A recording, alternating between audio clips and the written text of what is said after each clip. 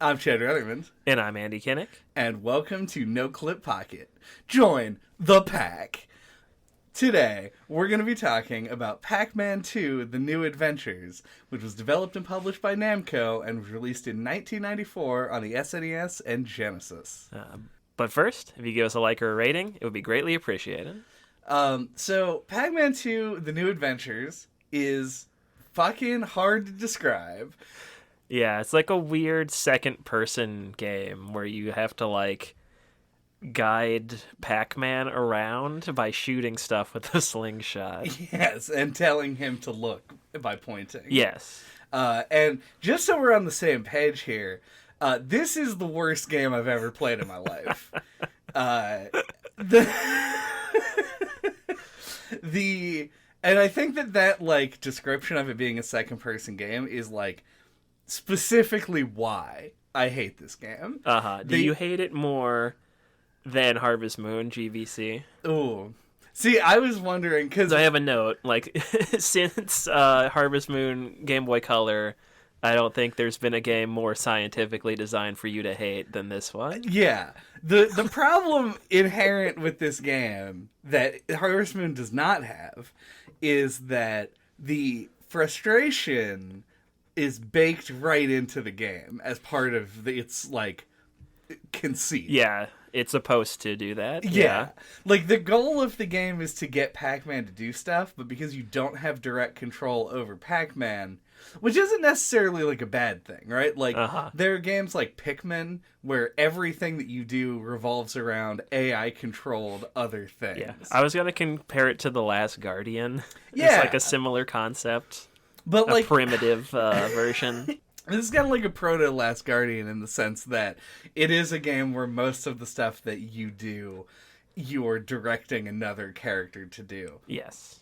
But in Last Guardian, you have agency. You are able to move around and do stuff. Yeah. In Pac-Man, there were multiple times during this game where I just instructed Pac-Man to go in a direction, and then I put the controller down and did other things for a while he just slowly walked and looked at everything in his path. I hate that. I don't like that one bit. Yeah, for me, I don't know if this stems from the fact that I booted up the game and hit start instead of B and skipped all the tutorial completely without knowing it. So I booted it up and I'm like, what the fuck do you do? Do you just walk around? What's happening? So I restarted the game and then actually did the tutorial, and I don't know if that made me less frustrated by it. I was like, oh wow, stuff a direction thing to do. Go get the milk. Wow, Mm-hmm. I can actually play the game.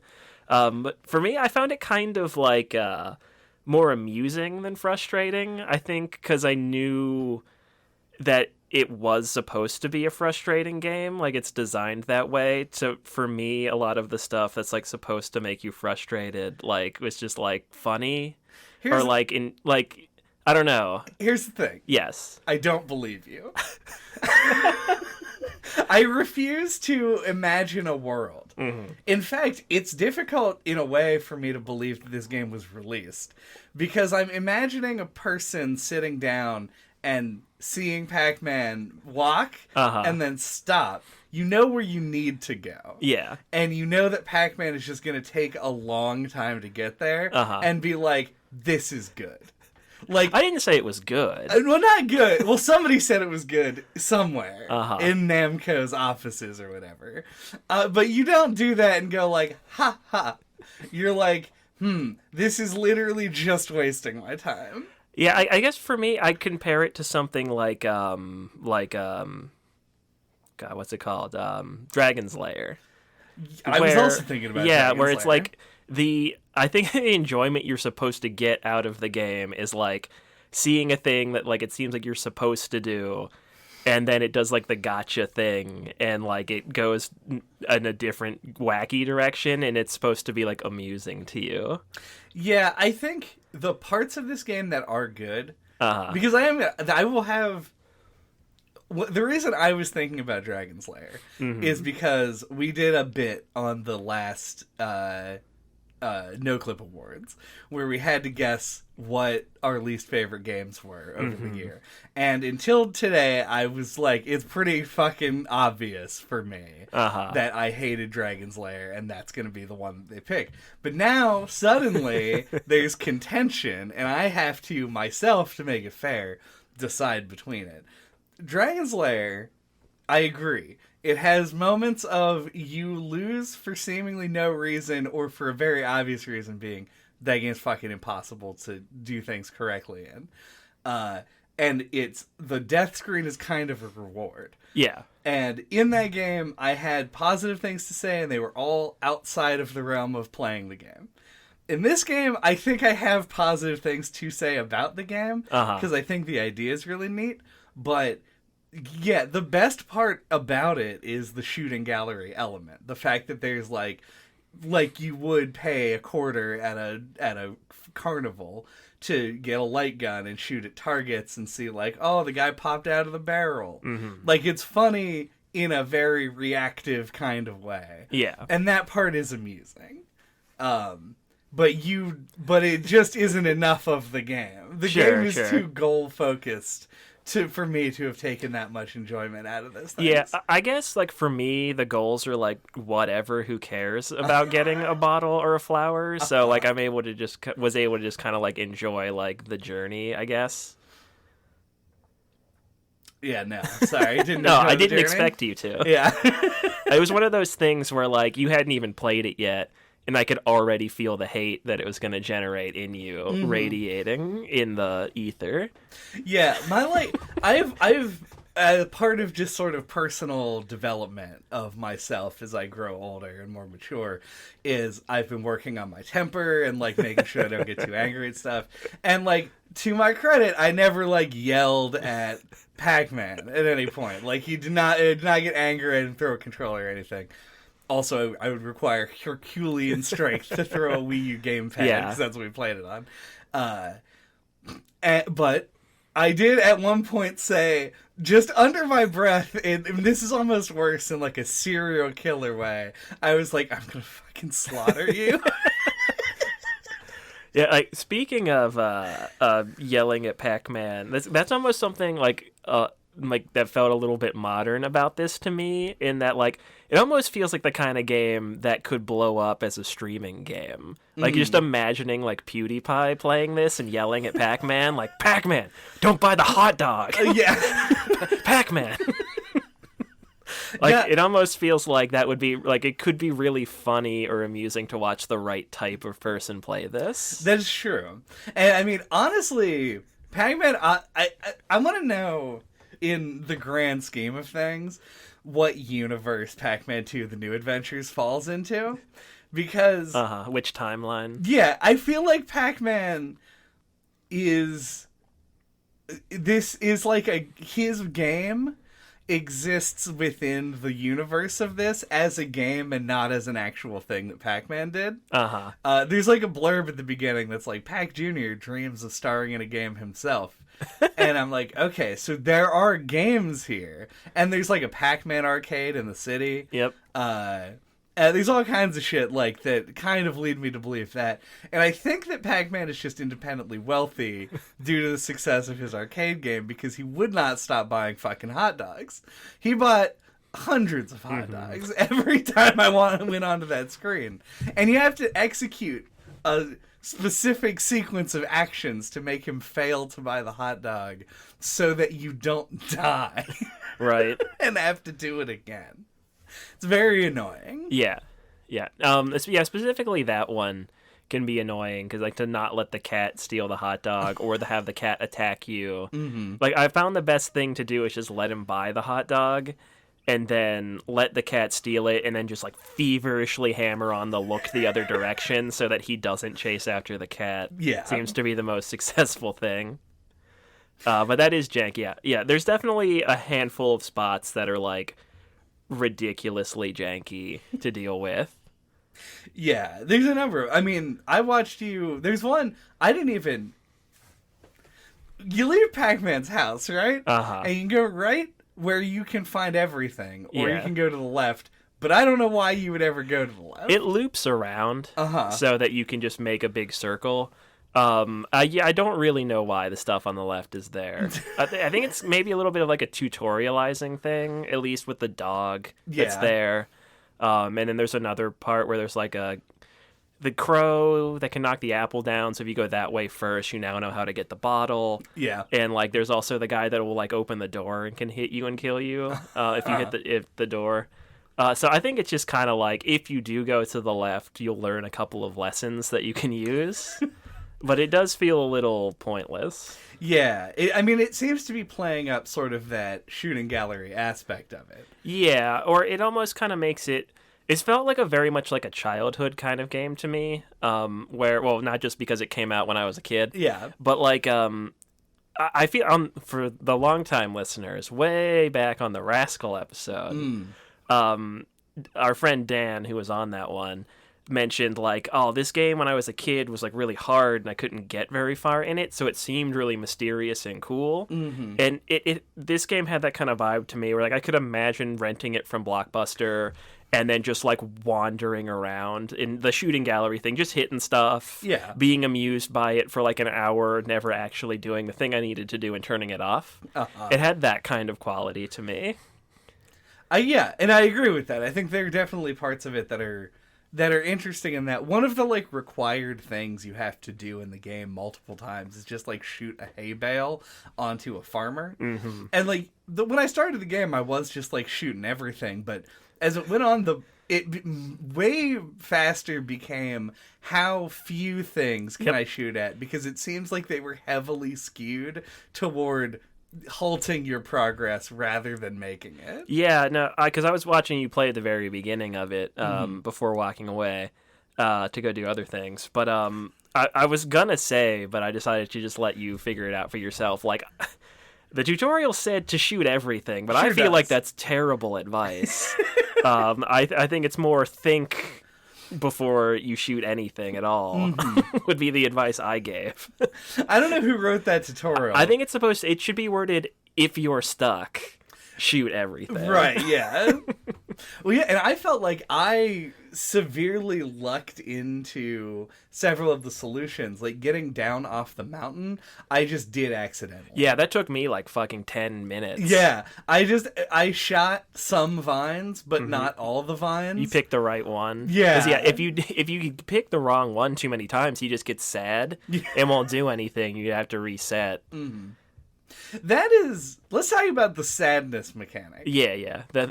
He has like what, 3 emotions: sadness, anger, and happiness. Yeah, and they Unless have I'm like forgetting different one, levels of extremity. Yeah. And I actually really like this. I wish that you had more options to interact with it. Like to make him, because making him angry is easy to do because you just shoot him. Yeah. And making him sad, he just has to like fail at things that he's trying to do. Mostly I just wish that you could like pick up the apples or something and use them as a bullet to increase his happiness, because there were, like I mentioned, like right when I ended the game, I was like, I soft locked it. Like, he was too sad to look at the thing I needed him to look at. Yeah. And so I would have had to have reloaded the game in order to proceed. Yeah. It'd be nice if I could just throw an apple at him. Yeah, no, that is the biggest thing, like many old games, is just quality of life stuff like that. Yeah, if there were an easier way, yeah, because there are a few situations, like I said, like trying to get him off the mountain, or like your example, trying to get down off that building. There are points, yeah, where you can just kind of get Pac-Man to a state where he won't do anything, and it would be nice if there was a simpler solution, like maybe like a quick load, like to reset the game state, or like some kind of like easier way to make him turn around. Like, I like that it's not always easy to make him do what you want to, but like just switch direction should not be something that should be hard to get him to do. Like, you should be able to make him turn left or right whenever. Yeah. I almost like, because in my head, I'm imagining it as, how do you translate the Pac-Man arcade experience into this type of an adventure game? And it's like, oh, well, in Pac-Man, right? Like, you can tell Pac-Man to go left or right in the maze. but it has to be open or whatever. But Pac-Man just moves forward on his own.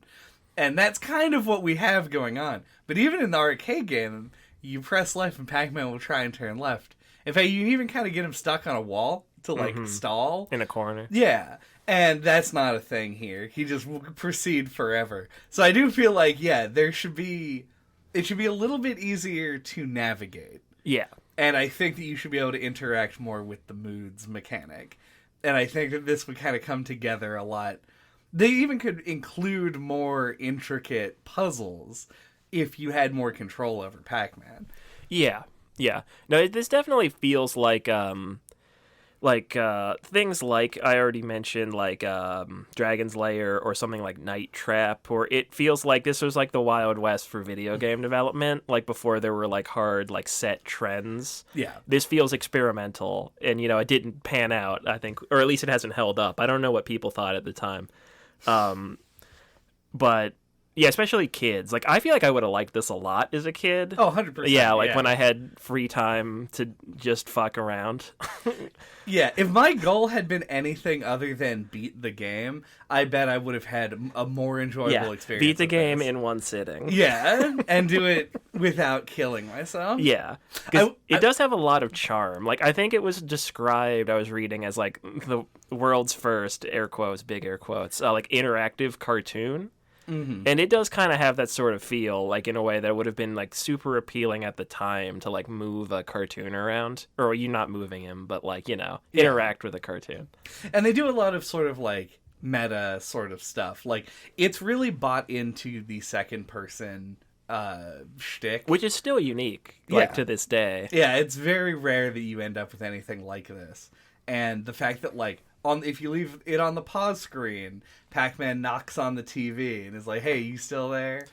Yeah, that kind of stuff. There was a point where I had to look something up, and that got super annoying. I ended up pushing select instead. It brings up the map screen, which also pauses the game, and Pac-Man won't get mad at you. How's the map in this game? What do you think? Top 10 map? I mean, I find it less offensive than other maps because it's just kind of giving you an idea of the layout of the world, and it has no pretense of you actually using it as a map. Yeah, and it's not for navigation at all. It's just like some world building or shit. No, yeah, I agree with that. It's kind of a stupid map. Just wanted to make a bad map joke.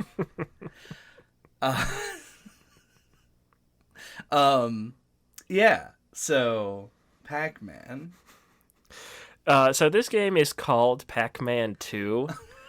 The New Adventures. And I just kind of wanted to talk about that a little bit. Not that I think we'll have anything super meaningful to say. Like the fact that it's called that. Because this came out in an era where I guess like in Japan it's called Hey Pac-Man, which is a much better name for it. But this came out in an era where when they were localizing it for the States, they felt like they had to change that name. Like, oh, people know Pac-Man. This is the sequel to Pac-Man. That'll make them want to buy it more. Sort of thing. Yeah. It is also, I just looked up a decade after the release of New Coke, and I really felt like Pac-Man 2, like it seems like it follows the same Pac-Man. Thing. Yeah, because Pac-Man Classic, right? Oh, there you go. Yeah, it's an all-time. People know Pac-Man, and maybe they made this bad game intentionally so when they brought back regular Pac-Man later, yeah, everyone would go crazy. Like, when did Miss Pac-Man come out? Oh, like probably 5 or 6 years before this did. Yeah. A while before. But no, there were a lot of like little Pac-Man things that, like references in this? Yeah, that I actually really enjoyed in a way, because if you think about when I complain about references, like when they do something that's too on the nose. Yeah, the classic Guacamelee references town. Yeah. This is not always super subtle. But the fact that like there are certain things in the game, like the way that the power pellets work, are kind of amusing. It puts like that cartoony spin on what is happening in Pac-Man the arcade game. Yeah, and it is amusing to see. And I like Pac-Man with arms and legs, I realized I don't know if that is a take, if people have a preference. Like, Pac-Man as it stands now is just a character who has arms and legs. Yeah, I don't know that that's really a take. I feel like most people don't care. Fair. Like, I think people know Pac-Man as classic Pac-Man. Like, there have been many, actually, games with the 3D version of Pac-Man that has arms and legs. Mm-hmm. But, because, like, which I play. I had a couple of them on PC. Like, I think we got it, like, Gabe's or something, or some, like, discount store. Yeah. They were just, like, in a bin or whatever, which had a 3D Pac-Man in it. But, like, and I remember before Smash Brothers Wii U came out, Pac-Man was a character that, like, I had talked about, like, with friends. Like, it would be cool if they were in the game. They're like, how would you do Pac-Man? Because, like, they only ever knew Pac-Man as the 2D sprite, you know, arcade game Pac-Man. So, like, I think a lot of people just don't know. Yep. Well, now they do because Smash Brothers. But, like, before that, I think people just had no clue there was, like, a 3D Pac-Man. Yeah, but I like the Perversion with arms and legs. He's got, like, a different kind of, like... I realized that you misspoke and stumbled a bit say? there. But it said, well, you started the word version and then restarted it. Did it sound like I said virgin? No, it sounded like you said perversion, which is a great way of describing Pac-Man with arms and legs. Yeah, I like the weird perversion of Pac-Man with arms and legs. He's got his own kind of, like, almost Mr. Game & Watch kind of, like... what's the right word? Like, personality? Yeah. Like the 3D version where he just has this blank, like, old cartoon face. So, like, you don't really know what he's thinking or doing, you know? That I find appealing. And, man, oh, man, did they take that and run with it in this game. Because they animated the shit out of his facial expressions. The... happy walking Pac-Man is maybe one of the scariest things I've ever seen in my life. He moves with such purpose. And if you're in his way, I don't know what the fuck you do. Yeah, he's got the, like, SpongeBob, like, paint bucket carrying arms. Yeah, and while we're talking about how weird Pac-Man can be, when he's not just the yellow ball, the sound effects they use for him, like the little, like, style, like, chiptune sound effects, make him seem like a child a bit. Like, it's weird. I think it makes some amount of sense with, like, the way the game works, where you're kind of, like, guiding him around by the hand like he's a little kid, but, like, yeah, like, you'll, like, hit stuff and he'll just, like, it just makes him seem, like, childish to me in a way that's, like, I don't know how I feel about it. It's just kind of weird because he's got two children. Yeah, he's in this a dad. game. Yeah, so it comes off as a little bit weird. Yeah, he's definitely not a grown adult mentally because, like, he gets really excited about food on the ground. Yeah, like, just on the sidewalk, he'll just pick it up and have a snack. Yeah, it's once again another comparison to SpongeBob. Where, like, SpongeBob is technically an adult with a job, but he acts like a kid. It's like that kind of thing, I guess. Yeah, it's like they want it to appeal more to children. Yeah. I want to talk about something specifically. Sure. But I also want to run down some quick Pac-Man fun facts. Okay, some Pac facts. Some Pac facts. And the first one is that... Actually, the first Pac fact 0.5 is that midway through this, I did look up when Miss Pac-Man came out. It released 12 years before this game. Oh, did. wow. It's just insane. But the actual first Pac fact is that very recently I discovered that in the original version of Pac-Man, the ghosts are not meant to be ghosts. They're supposed to be, like, monsters. And if you play the original... like a yokai kind of thing. Yeah. If you play the original version of the game, they're, like, there's in-between interstitial screens, in one of which one of them just has a human foot, which is extremely weird to see. So I'm glad to have seen that by Pac-Man 2, The New Adventures, they've fully embraced Ghost as the read on them. Yeah, I also just recently watched that video you're referring to that explained the history of that and found it really interesting. Because, like, I probably never saw that interstitial because I sucked at Pac-Man as a kid, I think, like most kids. So, yeah, I never saw that and found it, like, super interesting. But, yeah, I have to imagine that the ghost thing stuck pretty quick. Because I feel like it's one of those things where, like, probably only to the creators did they not look at them and just see ghosts. And I guess, yeah, the video is a video by a guy named JJ McCullough, and I'll just put a link in the description. Something we don't normally do, but like we're specifically referencing something, so might as well cite it. My second Pac fact is that either Pac-Man is in an incestuous relationship or is living in sin, because he is not married to Ms. Pac-Man. She is not Mrs. Pac-Man. That's true. So, I don't know. Maybe he's... maybe... Oh, no, she is referred to as Ms. Pac-Man in this, isn't she? Yeah.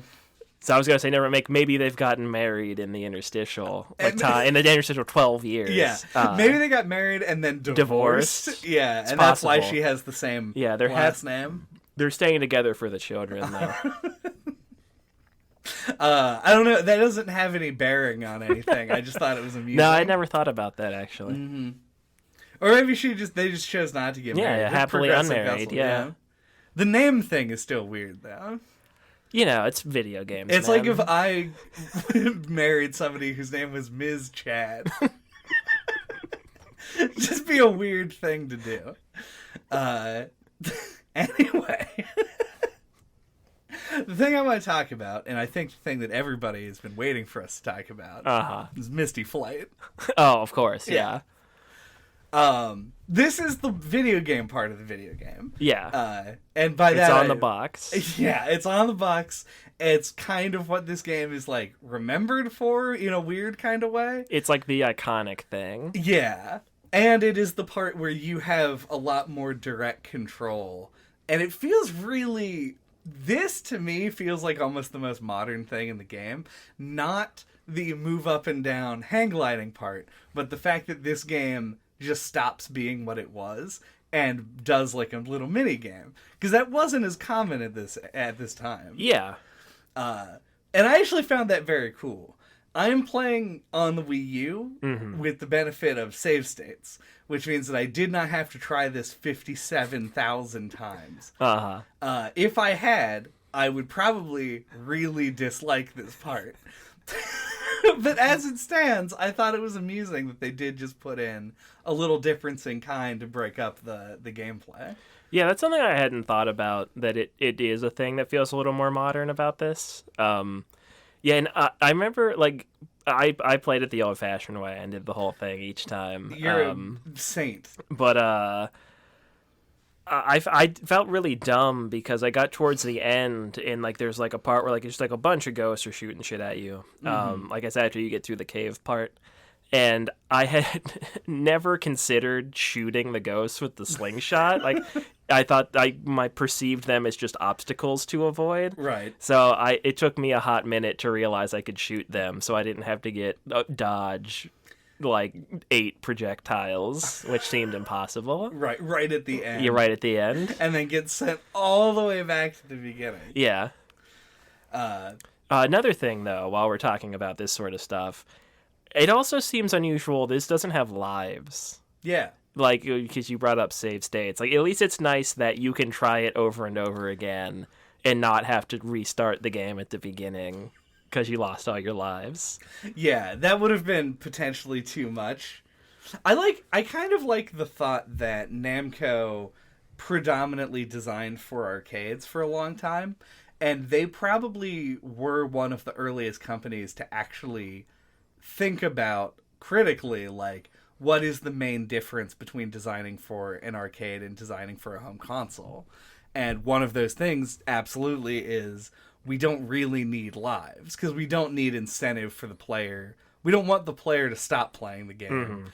They've already paid us the money to play it, so we don't need to make it more, like, fucking unforgiving than it already is. Yeah, and it's like such like clearly like a spin-off game, so there might have been a desire to make it feel different than regular Pac-Man. That could have also motivated it to not have lives. Yeah, that's kind of what I got. Do you got anything? Nah, I think we tackled everything I have. I want to mention very briefly, super briefly, Uh-huh.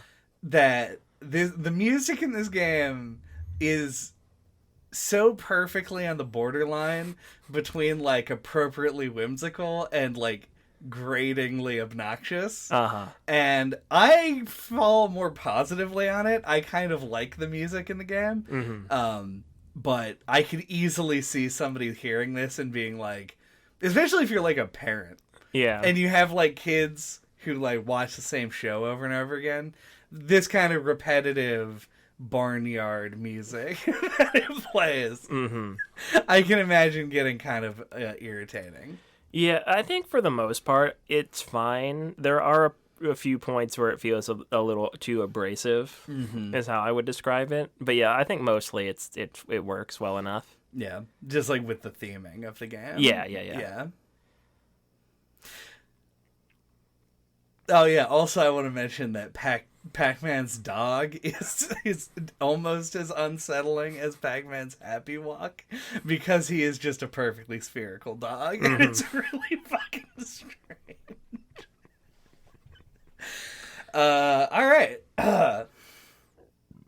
Do we have bonus fruit thoughts?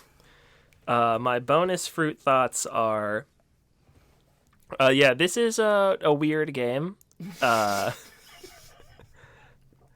are we talking about next time?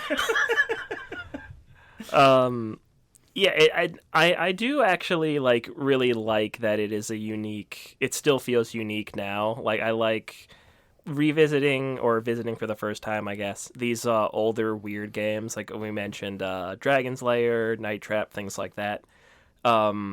It's cool because like nowadays, I mean, games are obviously a lot better, but like they can be a lot more homogenous too. So it is kind of like refreshing in a weird way to play something like weird, and especially it's a Pac-Man game. It was like AAA at the time. Yeah, so that's so off the wall, and I found a lot of charm in that personally. And I feel like I'd seen a clip of somebody playing this before, so I knew a little bit of what to expect, which I think let me enjoy it more than you did, for sure. But yeah, like, don't get me wrong, it definitely has some horseshit moments, and it is unintuitive, but like, yeah, it is experimental, and yeah, I think it just didn't quite pan out to like end up being a good thing. Dissimilarly to something like Night Trap, where I feel like it is a good idea that I'd like to see tried again.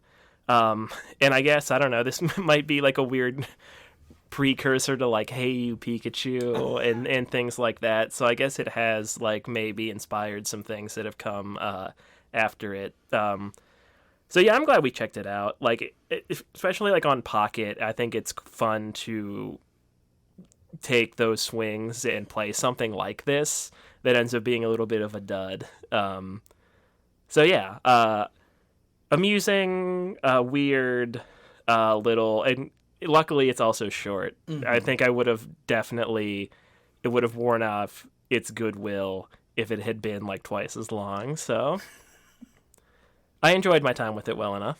Yeah.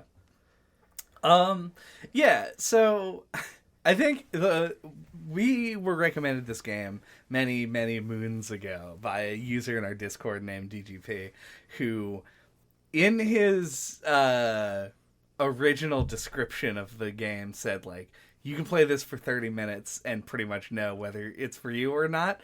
And I would say that's pretty accurate.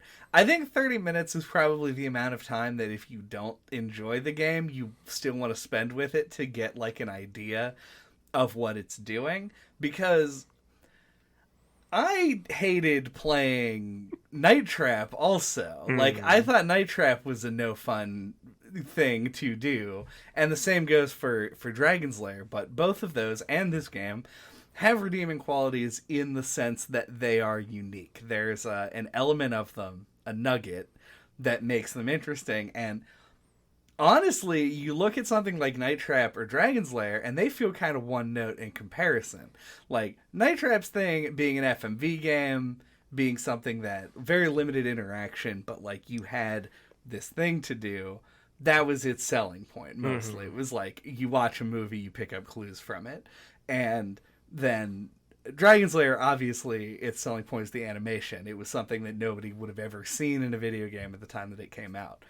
Pac-Man has got fucking second-person weird controls, lots of weird things they're doing with Pac-Man, the character, and all of this, like, really bizarre shit that they put in this game. And I don't know, like, none of that feels one note to me. This feels like a fully fleshed out idea. It's a bad one, but it is a fully done game. And I find it really amusing. I didn't enjoy playing the game for sure, but it definitely isn't like a trash bad thing that sucks. Like I said, it's more like a very interesting piece. I didn't finish it. I had no desire to do it. It seemed like it would be very tedious. But I was amused by what I saw. Especially like in retrospect. It's one of those things I'm happy to have played, and not to play anymore. It's a bad sentence to end on, but here we go. Thank you for listening to NOCLIP Pocket this week. What are we talking about next time? Next time, we're going to be talking about... Hey, did you hear about the new game that is being developed by the guys who did Hyper Light Drifter? Yeah, I think I heard something about that. Yeah, it's coming out, like, in a year or so. We're going to go talk about the other one that nobody talked about. Solar Ash. I don't know. People probably talked about this. I missed all the discourse, though. I think it skated by without much fanfare, actually. Yeah, it just it seems to have gone straight under the radar. Hyper Light Drifter was very like anticipated. In this one, less so. And we'll find out why in 2 weeks or so.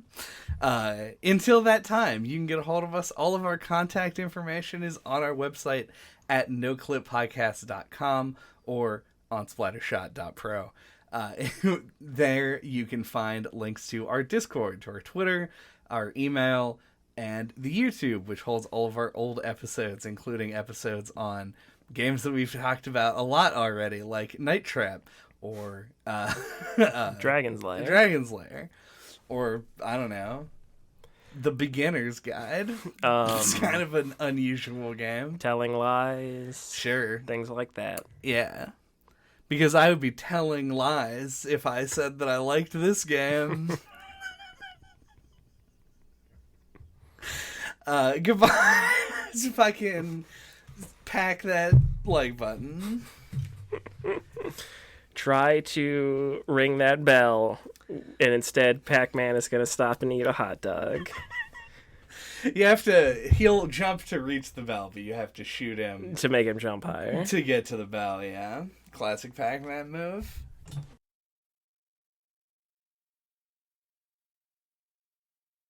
Oh, thank you for listening to NOCLIP Pocket this week. What are we talking about next time?